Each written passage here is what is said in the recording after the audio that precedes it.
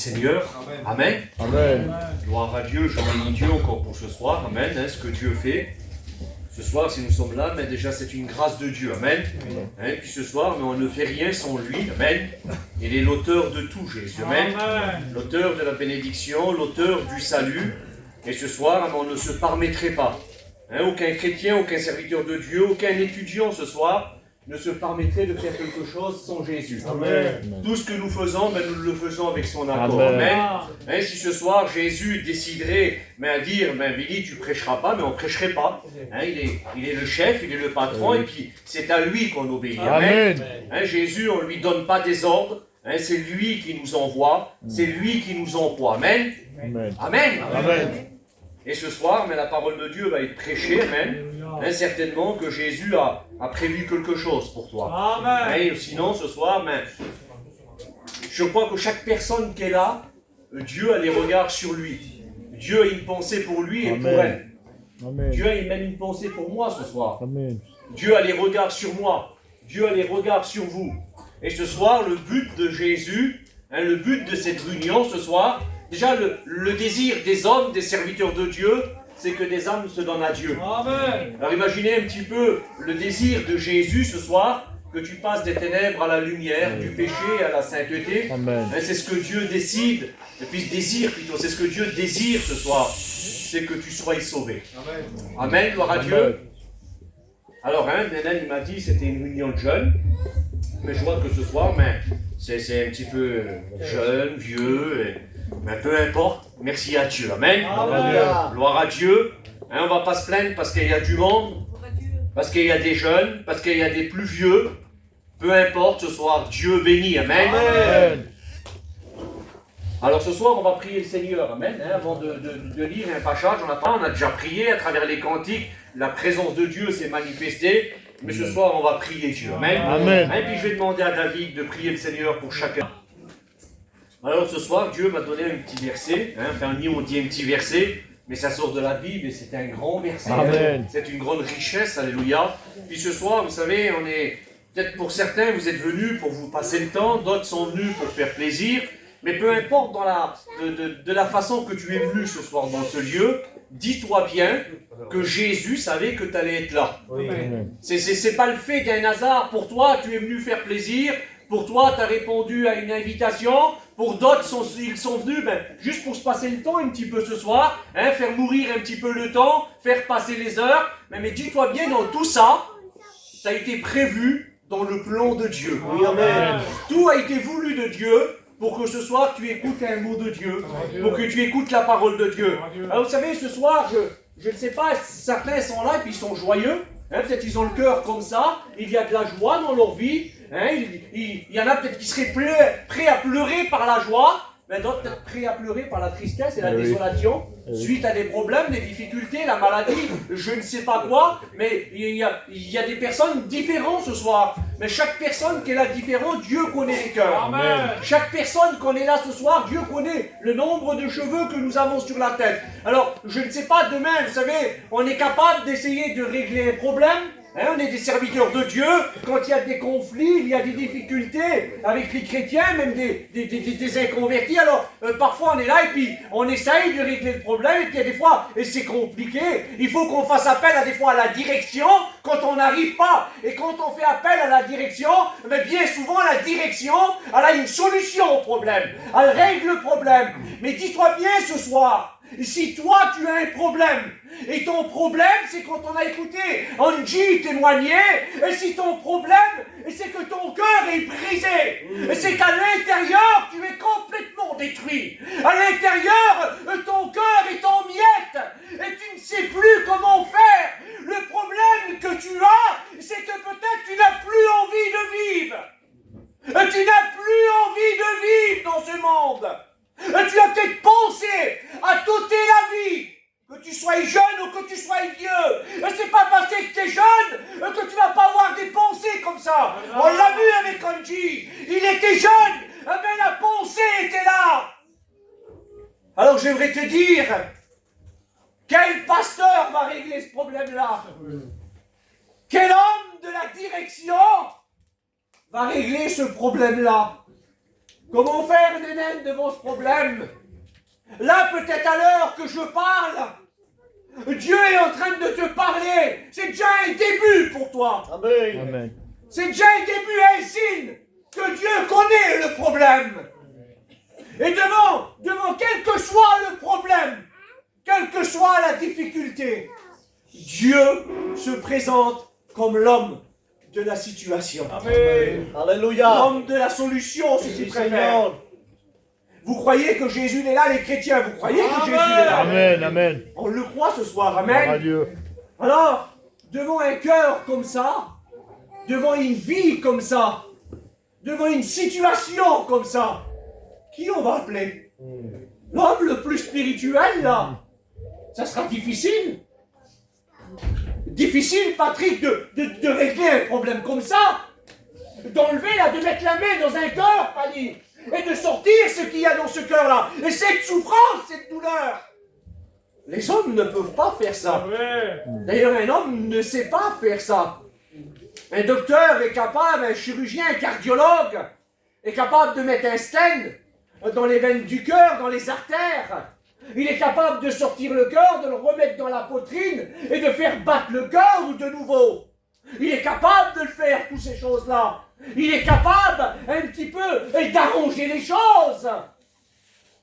Mais quand un cœur est souffrant, que dans le cœur il y a de l'angoisse, quand dans le cœur il y a la déstabilisation, quand dans le cœur il n'y a plus l'envie de vivre, alors on fait comment?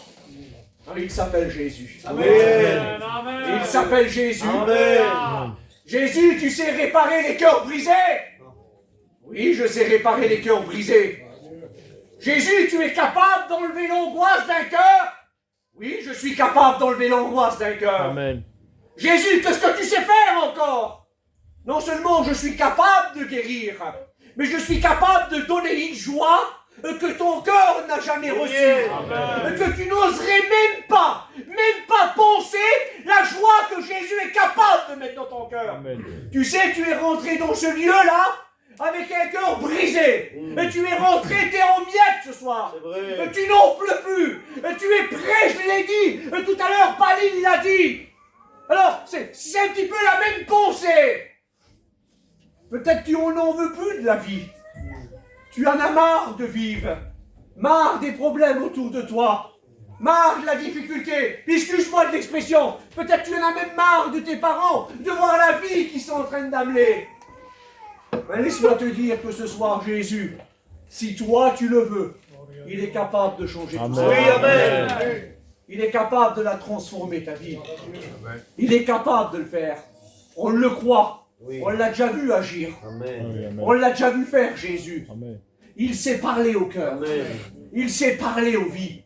Peut-être les pasteurs ont du mal à t'entendre. Ils ont du mal à comprendre ce que tu veux transmettre. Et ta douleur, tes problèmes, tes difficultés. Peut-être on n'est pas toujours comme on devrait être à l'écoute des personnes.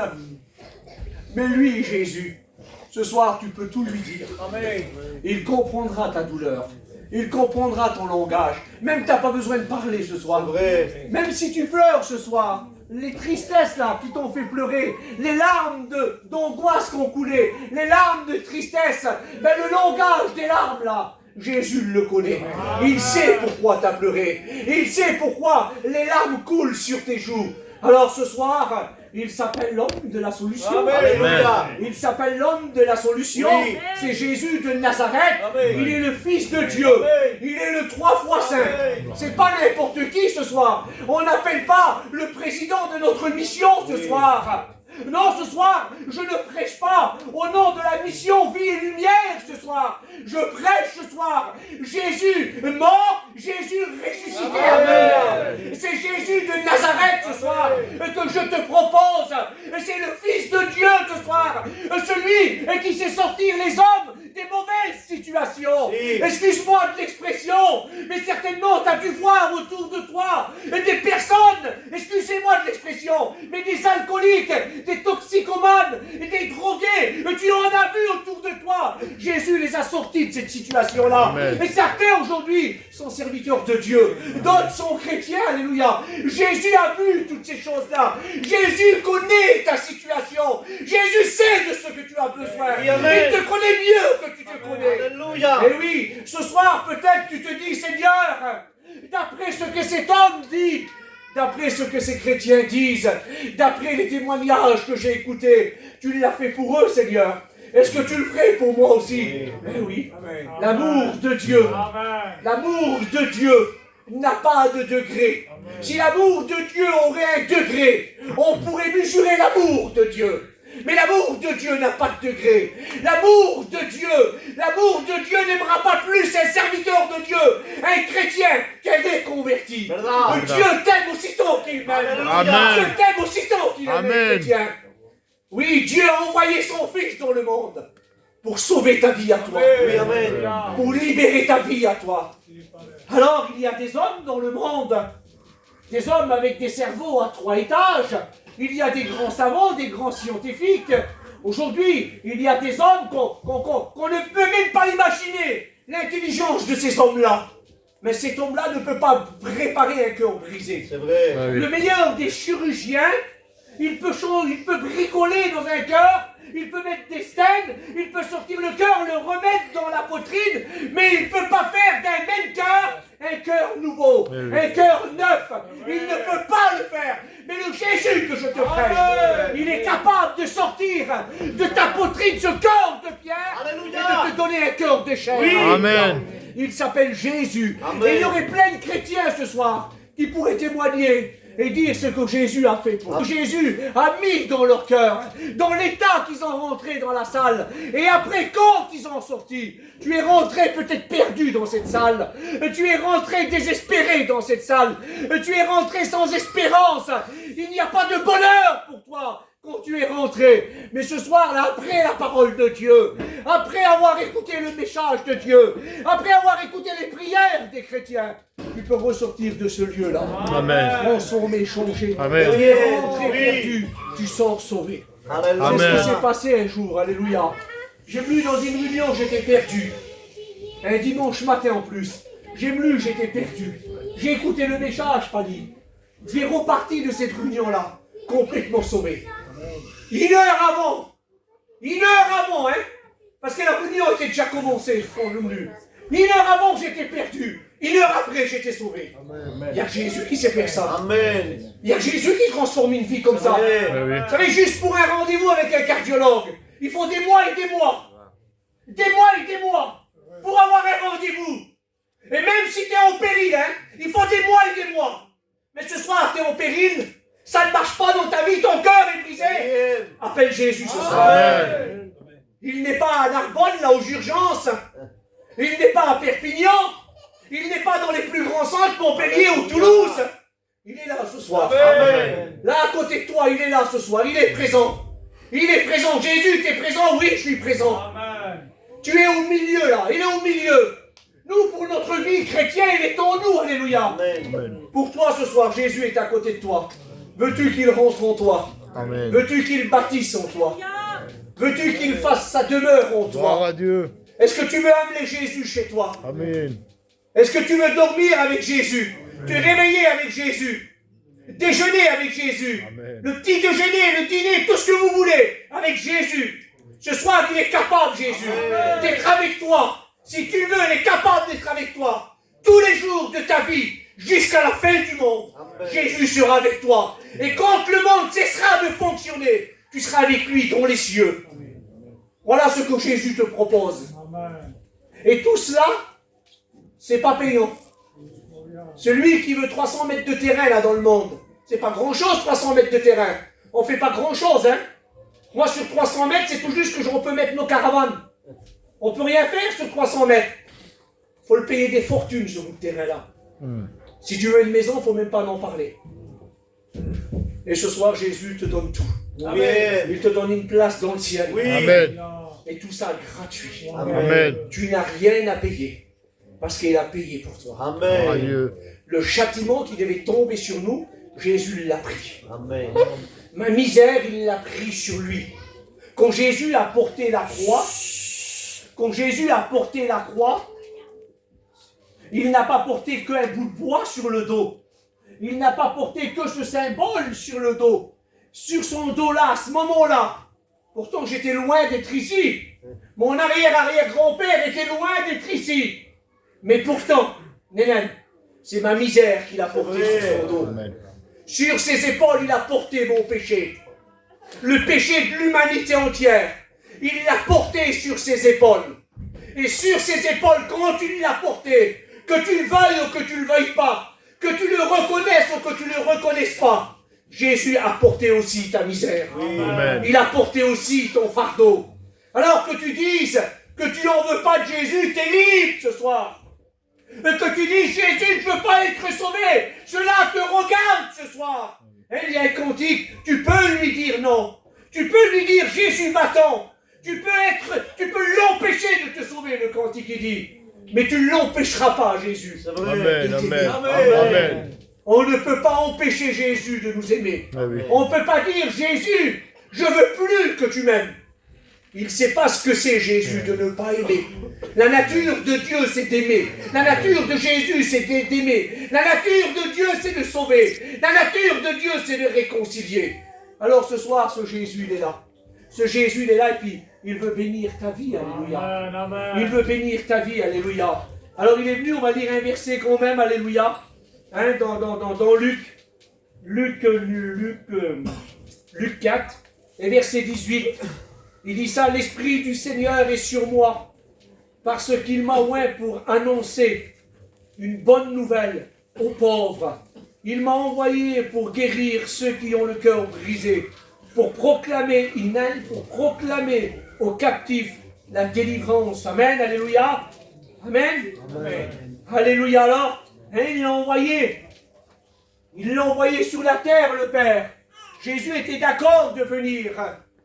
Pour guérir, venir aider celui qui était pauvre. Non pas pauvre financièrement, mais celui qui ne rentrait pas dans le ciel. Celui qui n'avait pas le droit de rentrer dans le ciel. Celui qui ne faisait pas partie de la maison de Dieu. Jésus est venu vers les siens, les Juifs, et les siens ne l'ont pas accepté. Les siens n'ont pas voulu de lui, n'ont pas voulu le reconnaître. Alors, Jésus, vous savez, et ça, de toute façon, c'est dans le plan de Dieu. Amen. Dans le plan de Dieu. Rien n'est fait en dehors de Dieu. Tout est fait selon la volonté de Dieu. Amen. Cette réunion se fait, je me répète, selon la volonté de Dieu.